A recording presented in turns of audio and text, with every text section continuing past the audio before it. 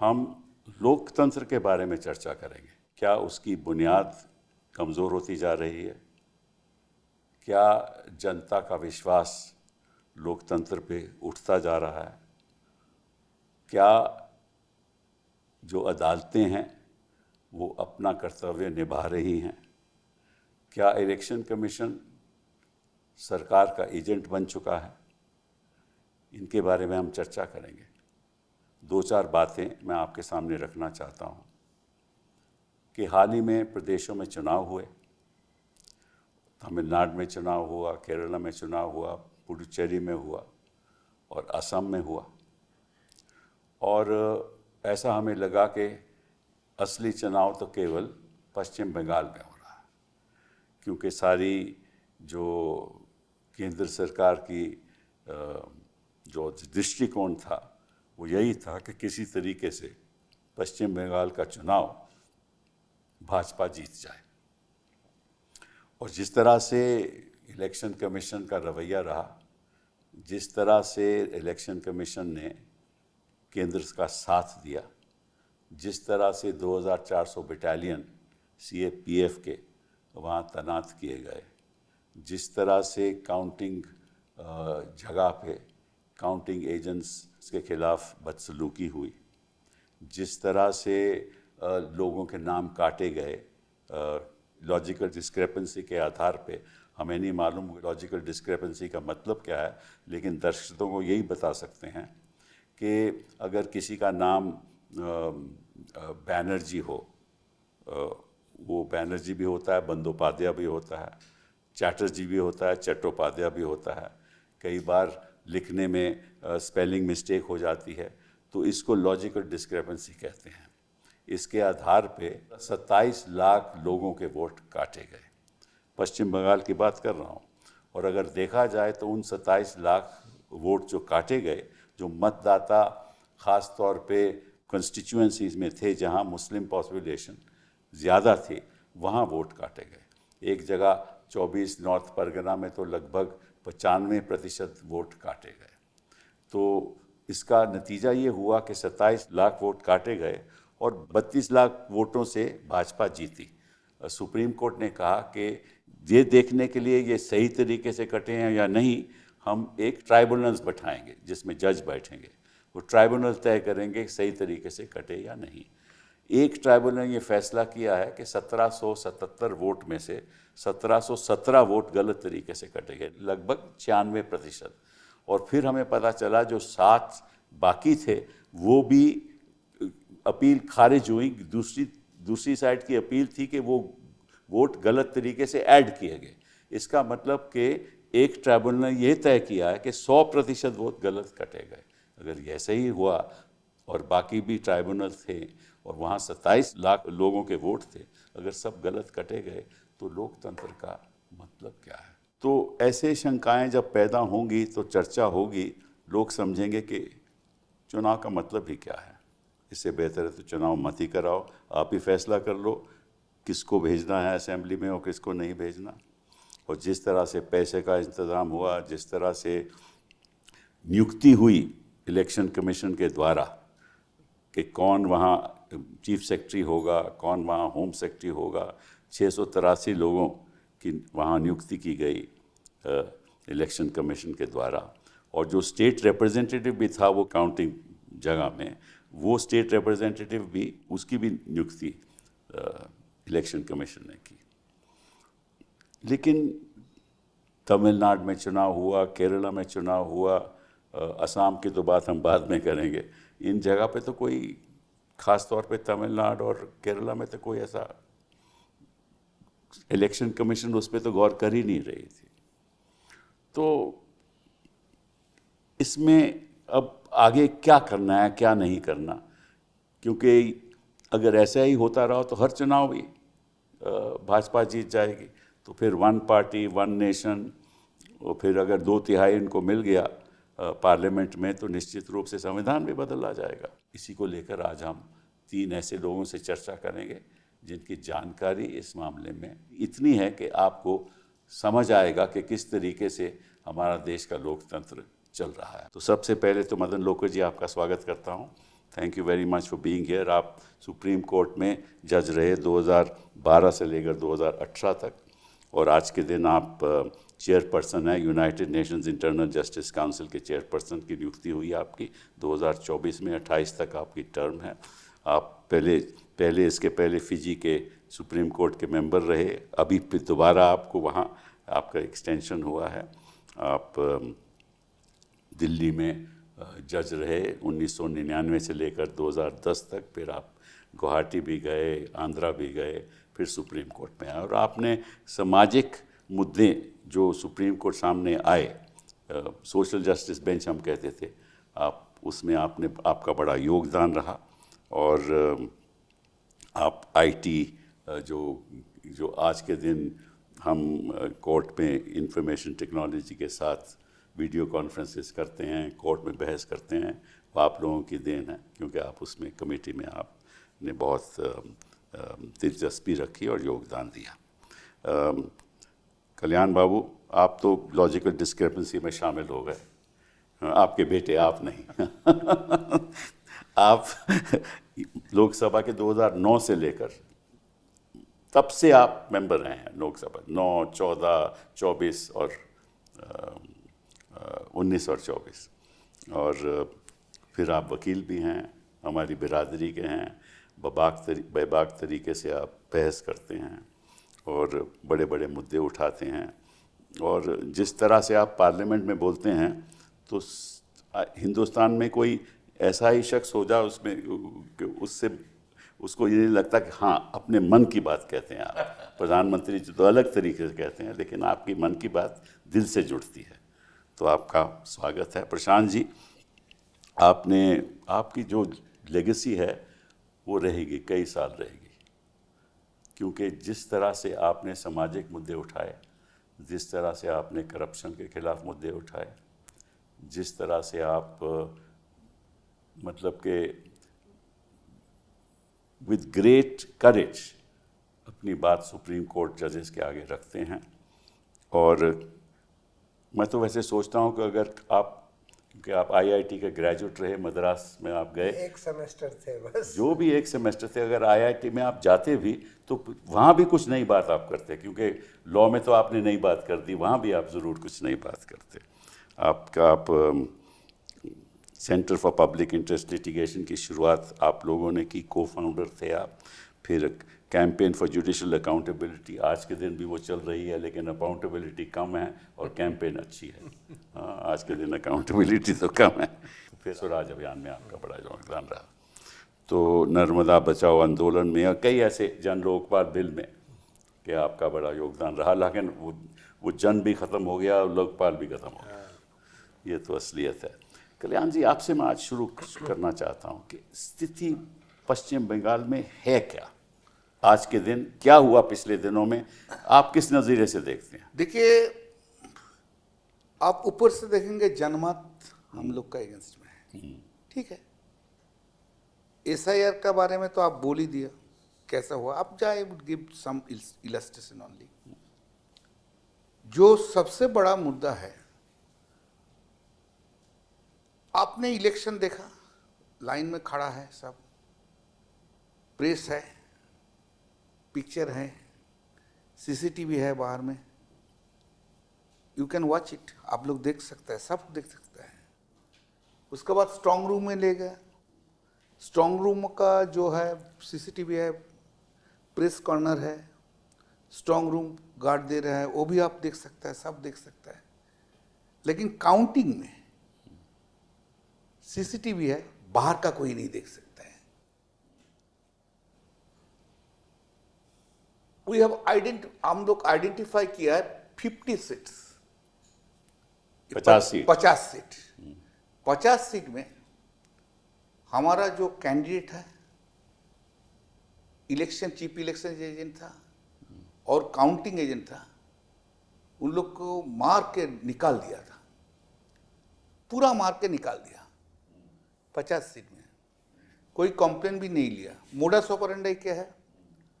Modus operandi है 8 to 10,000 जो vote है, 8,000 से 10,000, उसका ऊपर में हम लोग जीतते हैं, उसमें कुछ नहीं किया। 8 से 10,000 वोट में जब जीत के रहते हैं तो उसमें मार दंगा करके निकाल देने के बाद वो लोग जीत गया। एक ये है। दो नंबर इशू है। तो आपने कंप्लेन क्यों नहीं किया? कंप्लेन कुछ किया, कंप्लेन कौन लेगा? ममता दी का कंप्लेन भी नहीं लिया। 5 राउंड पहले ममता दी को मार के निकाल दिया। वो जो आरओ था इलेक्शन कमीशन का, वो आरओ आप चीफ मिनिस्टर का डिप्टी सेक्रेटरी बन गया। Deputy secretary, principal secretary? Deputy secretary, I am coming, deputy secretary. अच्छा। और जो सीईओ था, चीफ इलेक्टोरल ऑफिसर, उन्होंने आज चीफ सेक्रेटरी बन गया। अच्छा। और जो स्पेशल ऑब्जर्वर था, जो एसआईआर से पहले से कर रहे थे, सुब्रत गुप्ता, उन्होंने आज के प्रिंसिपल सेक्रेटरी बन गया।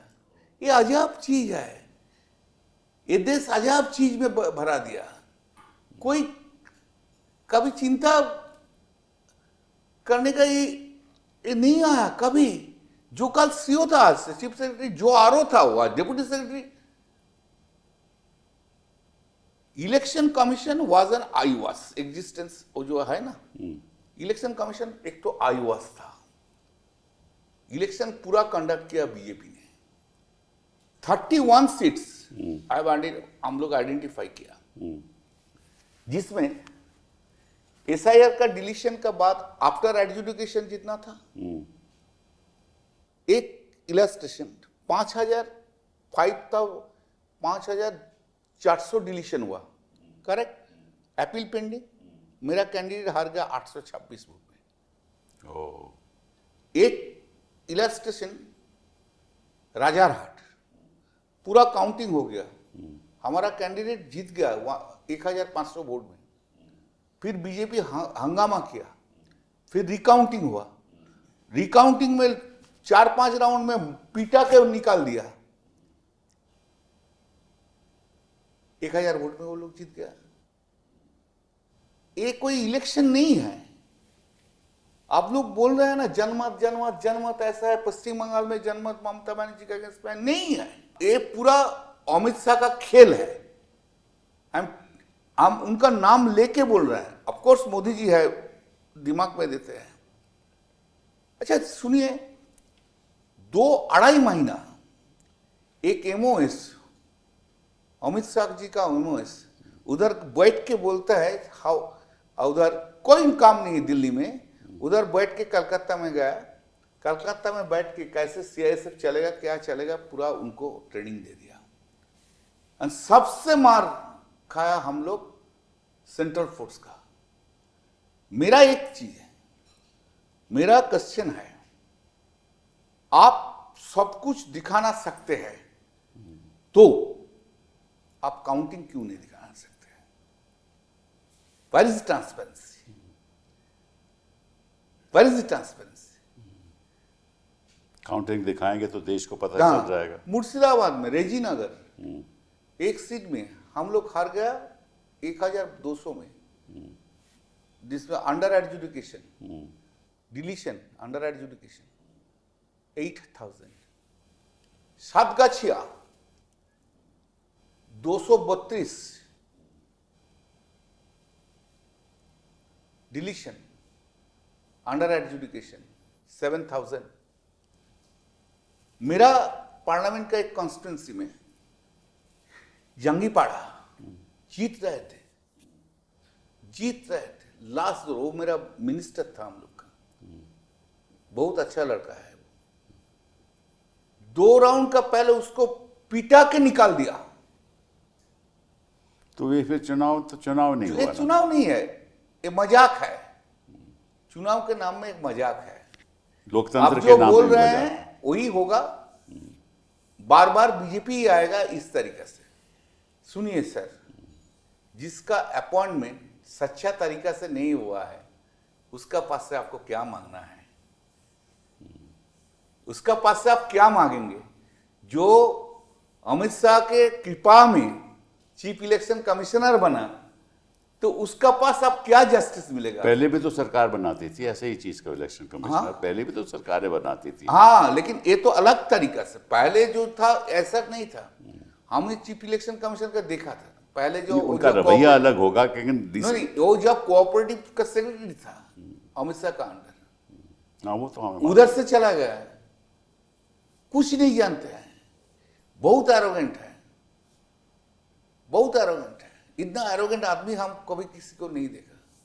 गेट आउट, एमपी का सदा इस तरह का से बात करता। हम क्या सर, हम कहाँ जस्टिस मिलेगा? आप तो गए हैं सुप्रीम कोर्ट में, आप गए हैं।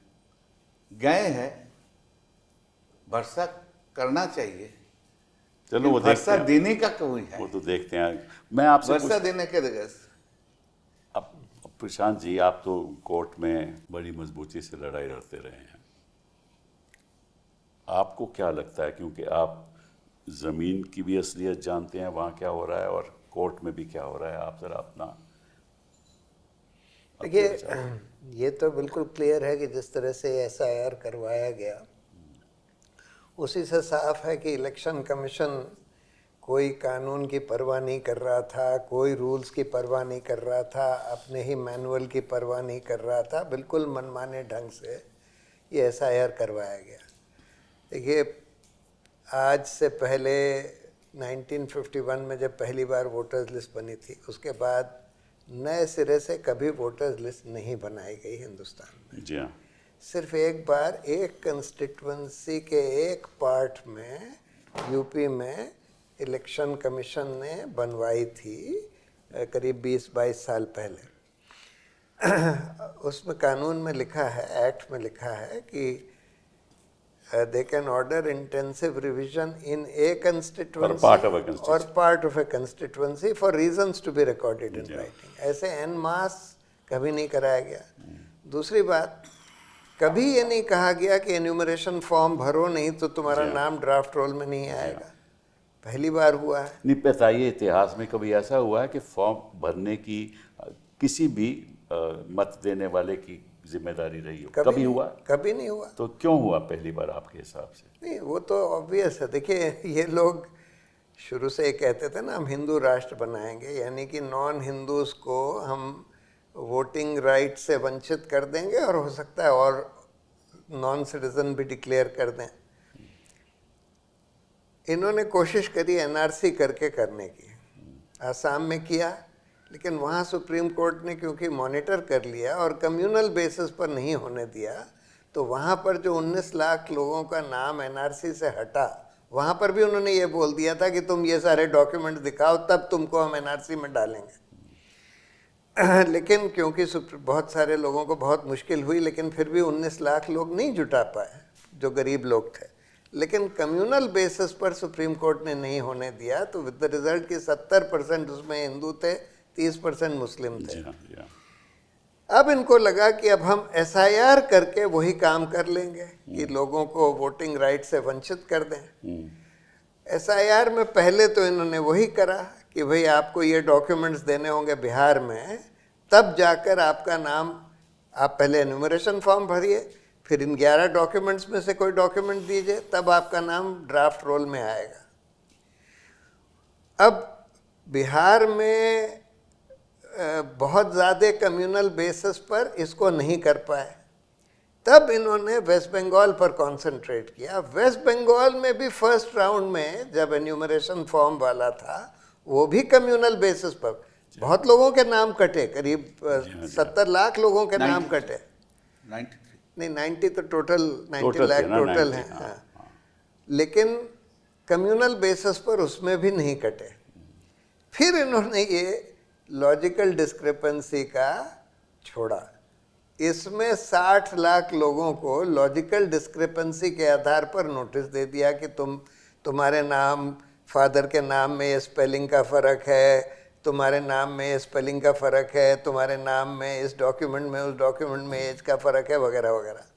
अब लोगों ने सब कुछ दे दिया, आधार कार्ड भी दे दिया, कई लोगों ने पासपोर्ट भी दे दिया, वो भी दे दिया, फिर भी 27 लाख लोगों का नाम उसमें से काट दिया लॉजिकल डिस्क्रिपेंसी कहकर कहते हैं कि हमने जुडिशल ऑफिसर से करवाया, पर जुडिशल ऑफिसर्स को कितना टाइम दिया, अलग अलग स्टेट से जुडिशल ऑफिसर्स बुला लिए, लेकिन उनको टाइम दिया गया एक एक केस तय करने के लिए 1 से 2 मिनट के बीच में। 27 लाख लोगों का नाम उसमें से काट दिया। अब जब इन्होंने अपेलेट ट्राइब्यूनल्स बनाए, कुछ 8-10 अपेलेट ट्राइब्यूनल्स बनाए, उसमें जैसे आपने बोला कि जो केसेस एग्जामिन करे गए हैं, जितनी भी अपील्स एग्जामिन करी गई हैं, उसमें से 95% से ज़्यादा उन्होंने अपील्स अलाउ कर दी हैं, यानी कि उनके नाम गलत काटे गए। अब अगर आप ये सब करने लगें और साथ में आप बिल्कुल पार्टिजन ऑब्जर्वर्स भेज रहे हैं, बिल्कुल पार्टिजन ऑफिसर्स को चीफ सेक्रेटरी डीजीपी अपॉइंट कर रहे हैं, बिल्कुल पार्टिजन तरीके से उनके सेंट्रल फोर्सेस ऑपरेट कर रहे हैं, आप फिर कोई ट्रांसपेरेंसी नहीं बरत रहे। आपके रूल में लिखा है कि जब कोई फॉर्म 6 में नाम अपना एडिशन के लिए डालता है तो उसी दिन वेबसाइट पर अपलोड हो जाना चाहिए, वो नहीं ऑब्जेक्शन किया, हो सके, वो नहीं किया। कोई फॉर्म 7 भर के नाम का ऑब्जेक्शन देता है, वो भी उसी दिन अपलोड हो जाना चाहिए, वो भी नहीं किया।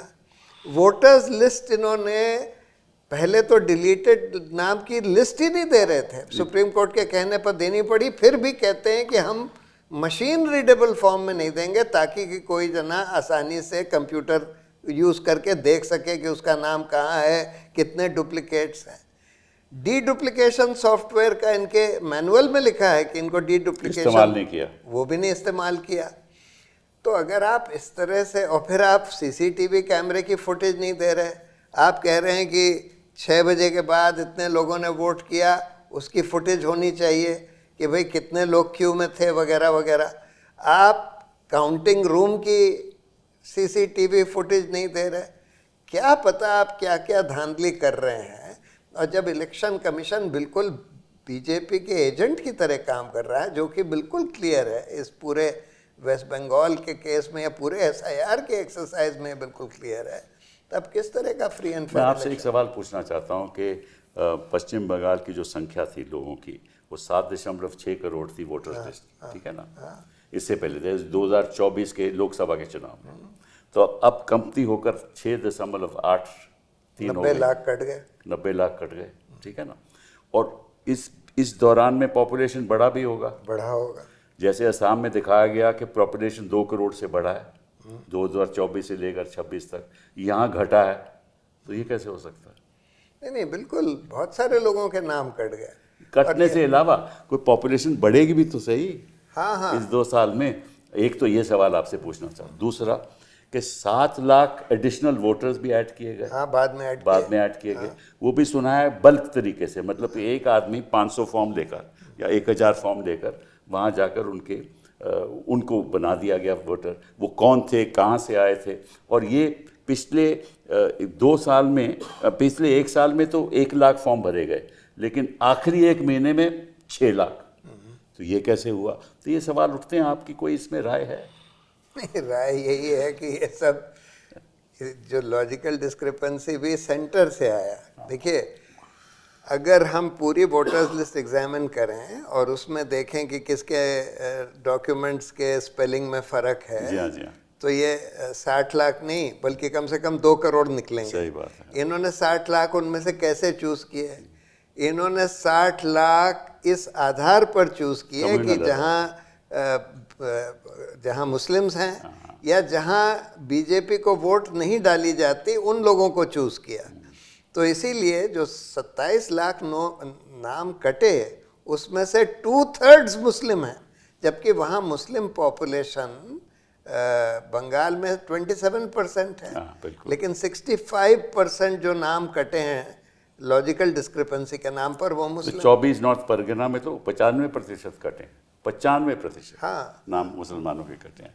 अब लोको जी, इसलिए मैं आपसे अब पूछ रहा हूँ, शुरुआत तो हमेशा मैं आपसे ही करता हूँ, बट आज इसलिए नहीं की कि ताकि आप एक सुप्रीम कोर्ट के जज रहे हो, अगर आप वहाँ बेंच पे बैठ के ये आप सुनते तो आप क्या करते? सवाल मुश्किल है, लेकिन हाँ, मुश्किल है। अब ये सब सुनने के बाद ये लगता है कि वो इलेक्शन रोकना चाहिए था किसी तरह से।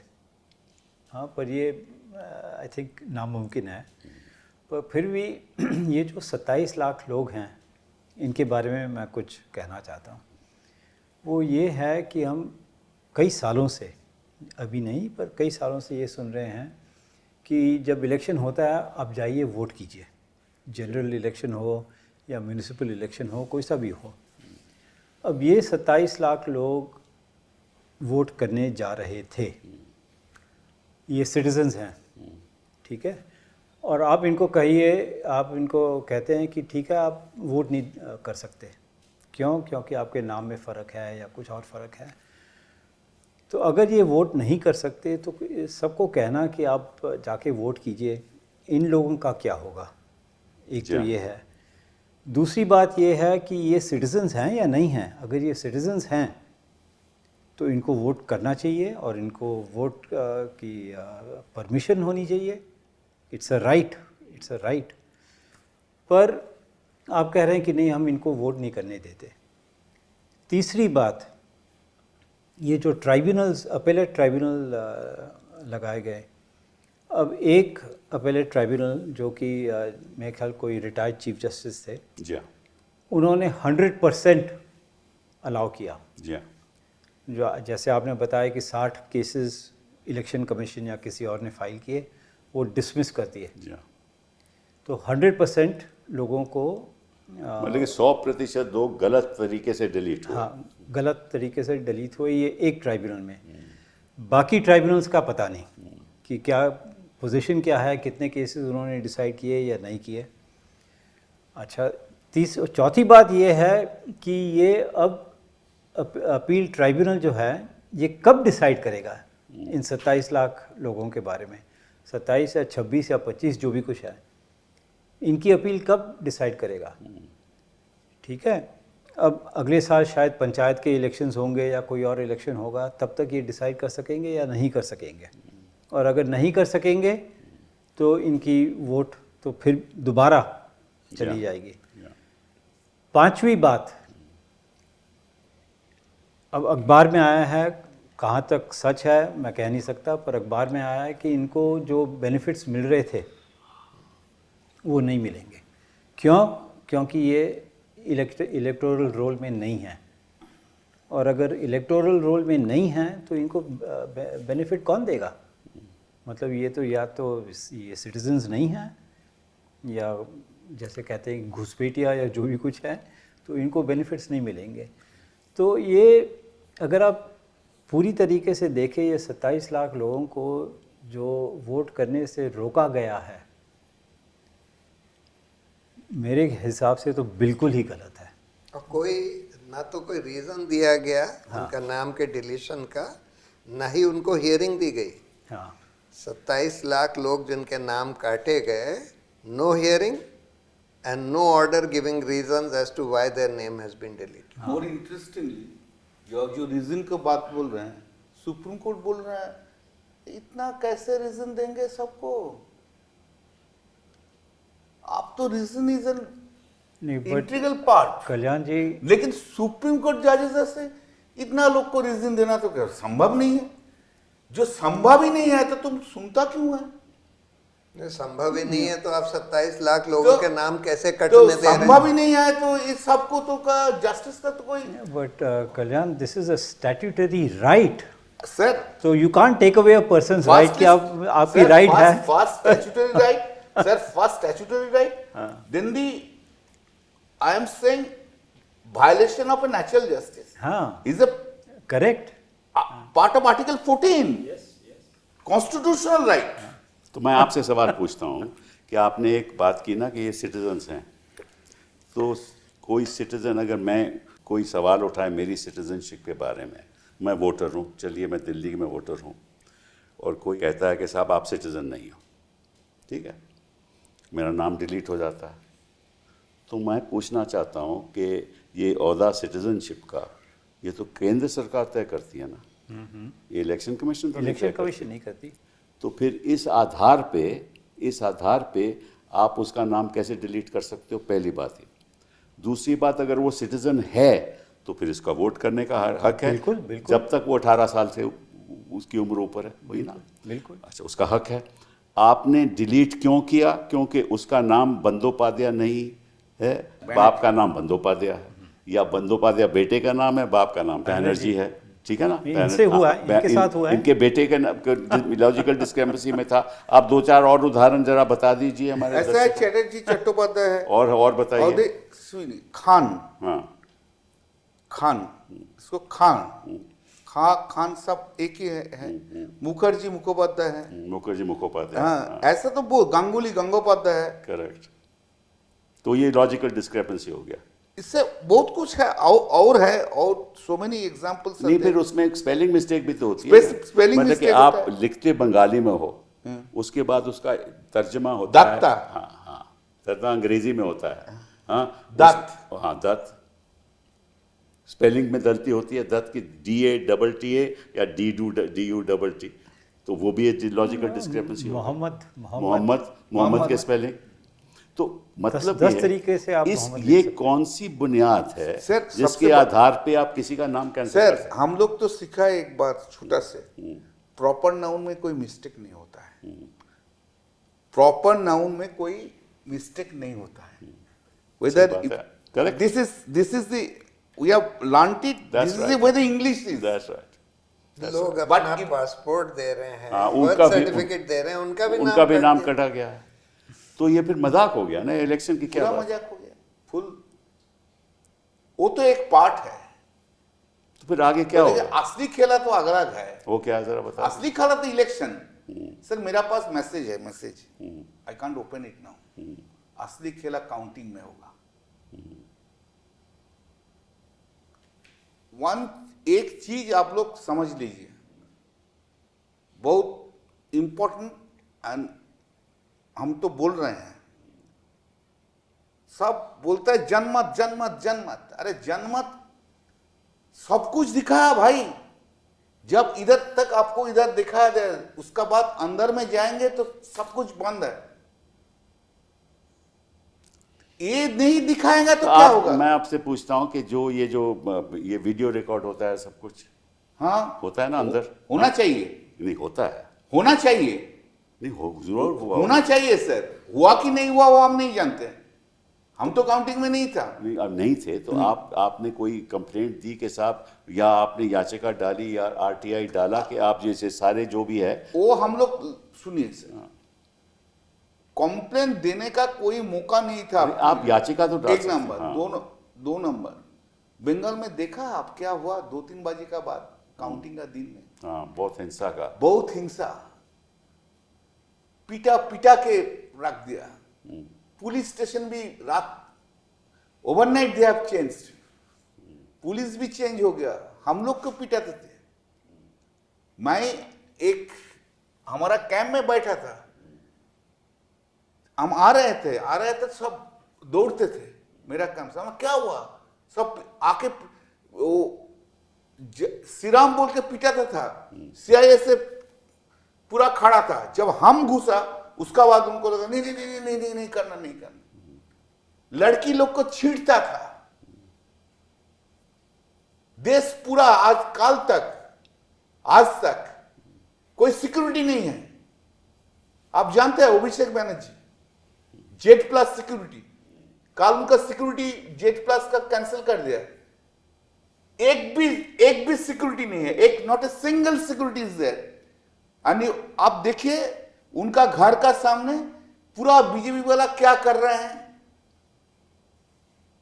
उसका लड़का है 4 बरस का, उसका लड़की है 6 बरस का। क्या हो रहा है पश्चिम बंगाल में? आप लोग कोई चिंतक, you can't imagine this what's happening. हम नहीं जानते कब हम मार खाएंगे। हम बोलता है ज्यादा ना, हम नहीं जानते कब मार खाएंगे। हम नहीं जानते हम कितना दिन जिंदगी। नहीं ऐसे नहीं, पिटाई के बारे में हम यही बोल रहे हैं, because of their assault, not ऐसा नहीं। Understand that. Torture is so much. सबको गांव में जाके खून करके रख दिया। असली Bengal is a place of now. असली प्रॉब्लम तो वर्कर की होती है जो आपके पक्ष में काम आज के वर्कर सिर्फ नहीं, लीडर भी, वर्कर तो छोड़ दीजिए। सबको पिटाई हो रहा है, सबका घर का सामने जाके वो रात से शुरू हो गया। अच्छा, ये जो 6 लाख की एडिशन, 7 लाख की एडिशन की हुई थी, वो आपको मालूम है कैसे हुई थी? 6 लाख को बल्क वो तो बात आप तो जानते हैं, वो तो एक मुद्दा हम एक बार उठाया था सुप्रीम कोर्ट में। सुप्रीम कोर्ट बोला ना हम लोग क्या करेंगे, पहले जो है रूल में जो है, जो एडिशन करने सकता है आप उधर का वोटर होना चाहिए। जी हाँ, वही ले जा सकता है, वही ले जा सकता है। जब डिलीशन के बारे में बोलते था, ये जो हुआ fundamental statutory scheme is that आपको जब एडिशन करने के लिए आप जब डिपॉजिट करेंगे उसको इंक्वायरी होगा, जी हाँ, लोकल इंक्वायरी होगा, नोटिस बोर्ड पे जाए, लोकल इंक्वायरी होगा। तो लोकल इंक्वायरी तो नहीं हुआ भाई।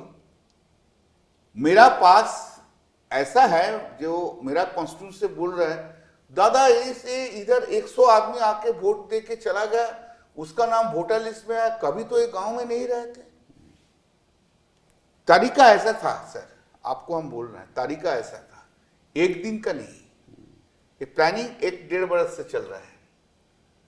प्लानिंग कैसा है, थोड़ा थोड़ा करके घुसाओ अंदर में दो। एक इंडस्ट्रियलिस्ट है, फैक्ट्री बनाया, उसका जितना वर्कर था सब बाहर से ले आया। अच्छा, आई सी, सब बाहर से, सब 1 बरस का अंदर हो गया। वो बाहर से आके पूरा वो गांव में बैठ के, वो बूथ में बैठ के वोट दे के चला गया। अब जो स्मॉल स्केल इंडस्ट्री दिख रहा है, जो सरकार का स्कीम है, आयुष्मान भारत है, कहां से लेके जाता है? सब बाहर से। आप जानते हैं जो इलेक्शन का पहले 23 और 29 का पहले कोई ट्रेन में कोई टिकट नहीं मिलता था, फ्लाइट में कोई टिकट नहीं मिल रहा था। हमारा साथ ट्रैवल कर रहे हैं कोई गुजरात का एक लड़का, भाई कहां जा रहे हो? बोले बंगाल में जा रहा है, कलकत्ता जा रहा है। वो सूरत से तो ट्रेन चली थी, सूरत से ट्रेन लेके आया,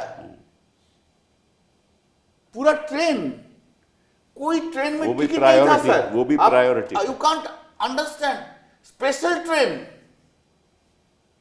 ट्रेन दे दिया। यही है डेमोक्रेसी हमारे देश में। मैं प्रशांत जी आपसे एक सवाल पूछता हूँ कि आपने बहस की थी कि ये सिटीजनशिप के मुद्दे पे बहस की थी, कौन सिटीजन है कौन नहीं है, केंद्र सरकार का हक है।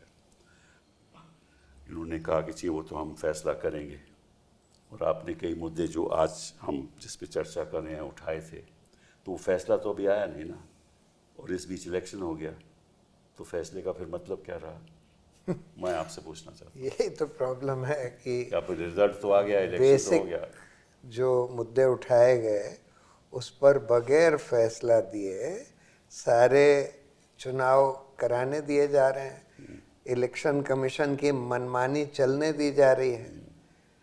इलेक्शन कमीशन तो बिल्कुल बीजेपी के एजेंट की तरह काम कर रहा है, और उनकी पूरी मनमानी, उनके रूल्स के खिलाफ हमने ये सब बातें बताई कि देखिए इनके मैनुअल में लिखा है, इनके रूल्स में लिखा है कि ये सब ट्रांसपेरेंसी होनी चाहिए, इस तरह से होना चाहिए। सिटीजनशिप के आधार पर आप लोगों का नाम काट नहीं सकते, आप उसको फ्लैग करके सेंट्रल गवर्नमेंट या माइग्रेंट इलीगल माइग्रेंट ट्राइब्यूनल या कोर्ट में भेज सकते हैं, काट नहीं सकते।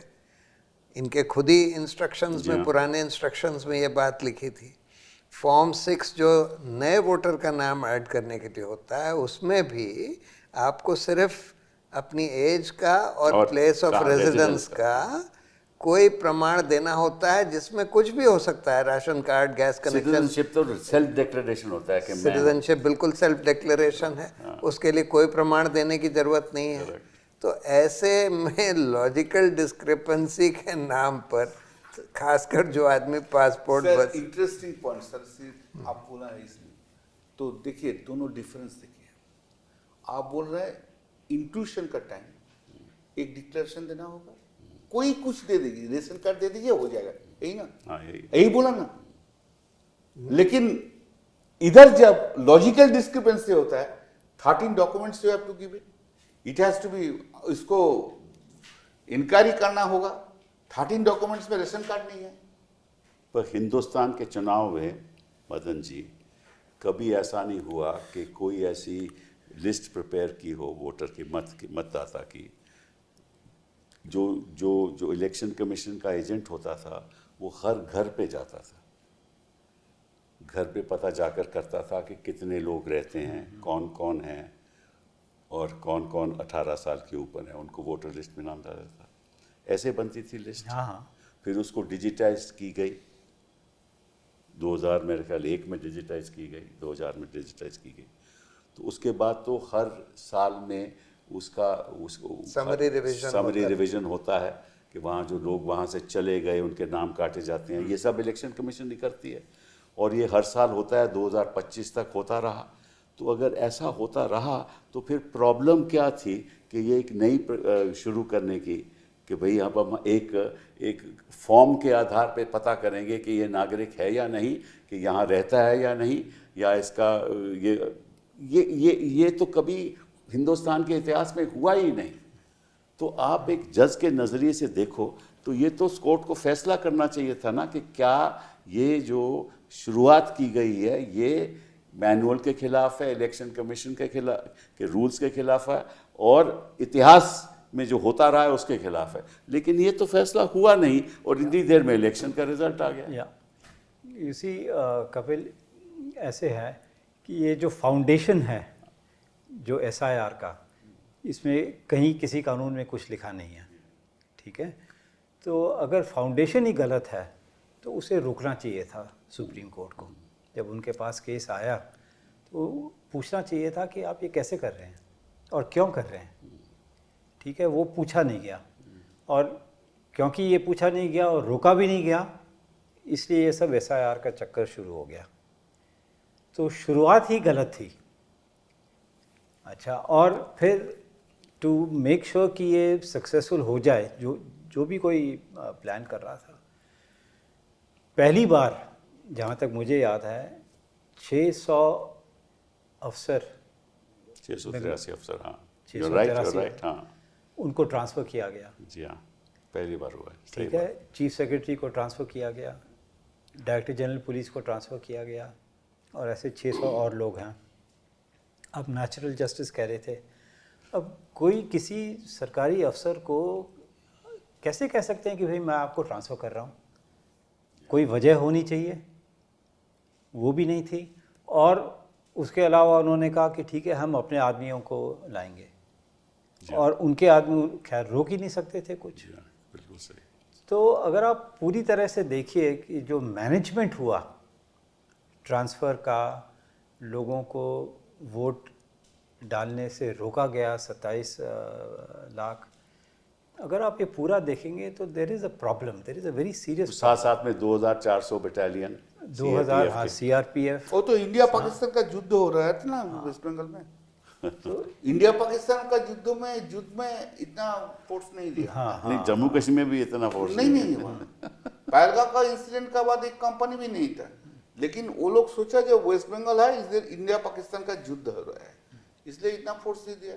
इतना फोर्स देने के लिए also this I think the BLO, हाँ, अखबार में आया था 40 BLO जो कह रहे हैं कि आप वोट दे हमारा सकते हैं, वोट काट दिया आपने। हम उनका वोट काट दिया गया। करेक्ट। तो ये कैसे हो सकता है?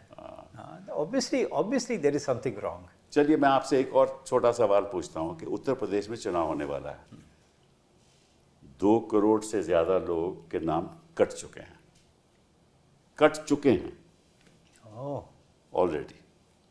यही काम उत्तर प्रदेश में होगा तो फिर लोकतंत्र बचेगा कैसे? नहीं, तब तो मुश्किल है। नहीं, मैं समझ, ये बड़ा गंभीर सवाल है, इसीलिए तो हम चर्चा कर रहे हैं। बिल्कुल। लोकतंत्र बचेगा कैसे?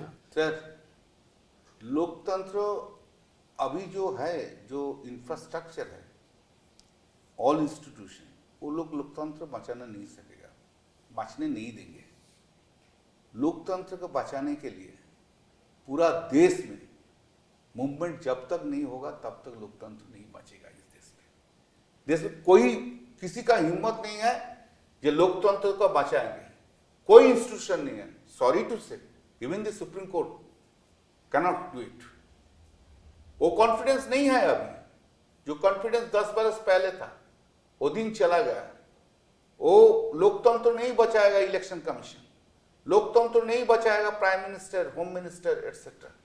लोकतंत्र को बचाने के लिए एक ही रास्ता है, ये देश का आदमी जब तक रास्ते में नहीं उतरेंगे लोकतंत्र को बचाने के लिए, हमारा आपका ये डिस्कशन का कोई फायदा नहीं है। नहीं, मैं इनसे एग्री करता हूँ, क्योंकि देखिए अगर इलेक्शन कमीशन बिल्कुल एक पार्टी के एजेंट की तरह बिहेव करे और इस तरह से सारी मनमानी करी जाए कि भाई लोगों को काउंटिंग रूम से भगा दिया जाए, उसका कोई सीसीटीवी उपलब्ध ना किया जाए, इस तरह से लाखों लोगों के नाम वोटर्स लिस्ट से काट दिए जाएं, लाखों लोगों के नाम जोड़ दिए जाएं बिल्कुल आर्बिट्ररी तरीके से, और सारे ऑफिसर्स को बदल दिया जाए, सेंट्रल फोर्सेस लगा दी जाए, तो ये कोई फ्री एंड फेयर इलेक्शन थोड़ी है। अगर इसी तरह से चुनाव होने हैं देश में, फिर तो चुनाव होने की ज़रूरत ही नहीं है, फिर चुनाव कराने की ज़रूरत ही क्या है। फिर आप वैसे ही डिक्लेयर कर दीजिए कि हमने भाजपा की सरकार डिक्लेयर कर दी। तो इसलिए, और ये ठीक कह रहे हैं कि सारे इंस्टीट्यूशंस को कैप्चर कर लिया गया है, सिर्फ इलेक्शन कमीशन की बात नहीं है। आजकल जुडिशरी की भी हालत बहुत ख़राब हो गई। और दूसरा, बाकी इंस्टीट्यूशंस तो हम देख ही रहे हैं, पुलिस का हाल देख ही रहे हैं, जो इन्वेस्टिगेटिव एजेंसीज ईडी सीबीआई वगैरह का हाल देख ही रहे हैं, मीडिया का हाल देख रहे हैं। तो ऐसे में लोकतंत्र क्या चलेगा? मैं इनकी बात से सहमत हूँ। जब तक इस देश की जनता जो रियल स्टेक होल्डर है, जब तक वो सड़कों पर नहीं उतरेगी लोकतंत्र बचाने के लिए, तब तक नहीं बचेगा। आखिरी सवाल, इस चुनाव सवाल पूछने के पहले I just want to add कि हम फाउंडेशन की बात कर रहे थे। जी हाँ, चीफ इलेक्शन कमिश्नर की अपॉइंटमेंट कैसे हुई? हाँ वो तो ठीक है, सब जानते हैं। हाँ, तो सुप्रीम कोर्ट ने कहा था कि there should be a committee जिसमें प्राइम मिनिस्टर हो, leader of opposition, chief justice of India, और कानून आया गया कि चीफ जस्टिस ऑफ इंडिया को निकाल दिया गया और कोई कैबिनेट मिनिस्टर। तो शुरुआत वहाँ से होती है, ठीक है, अपॉइंटमेंट से, फिर उसके बाद SIR और ये सब, सॉरी बस ये बात दूर तलब तक जाएगी। सर, लेकिन आखिरला सवाल, इस चुनाव में इतने कम्युनल स्टेटमेंट्स हुए हिंदू धर्म के आधार पे, हाँ, और चुनाव के बाद कि सबका साथ सबका विश्वास भूल जाओ, साथ उसी का देंगे जिन हिंदुओं ने हमें वोट किया, और जिन्होंने नोट नहीं किया उसका साथ नहीं देंगे। ऐसी तो बातें इस देश में खुलेआम हो रही हैं और कोई अपनी आवाज़ उठाने को तैयार नहीं। मैं समझता हूँ कि जिस तरह से ये चुनाव हुआ, धर्म के आधार पे वोट मांगे गए, वो अपने आप में संविधान का उल्लंघन है, रिप्रेजेंटेशन ऑफ पीपल्स एक्ट का उल्लंघन है और करप्ट प्रैक्टिस। बिल्कुल बिल्कुल।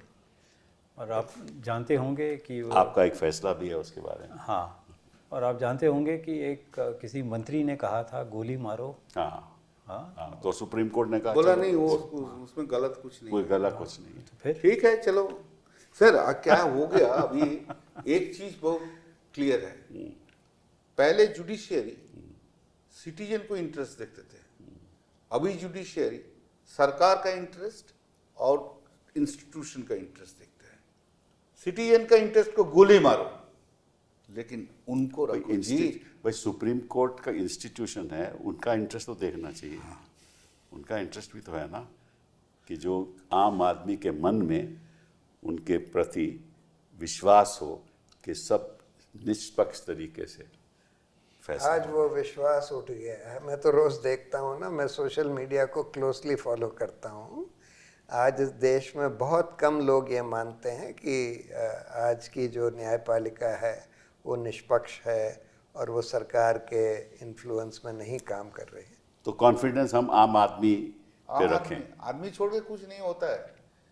सुनिए सर, एक बात बोलूं, ये जो पब्लिक है ना, ये हर दिन फाइट करते हैं, हम लोग जानता नहीं है। आदमी लोग है, peoples of the country, they fight every day. चलिए, let's hope that the people take up this cause और सुधार आए और निष्पक्ष तरीके से संस्थाएं चली, सुप्रीम कोर्ट के फैसले हों और सिटीजन के प्रति हों और सारी एक्सरसाइज इंक्लूजनरी हो, मतलब कि किसी का वोट देने का हक किसी को हक नहीं है उसको छीनने का।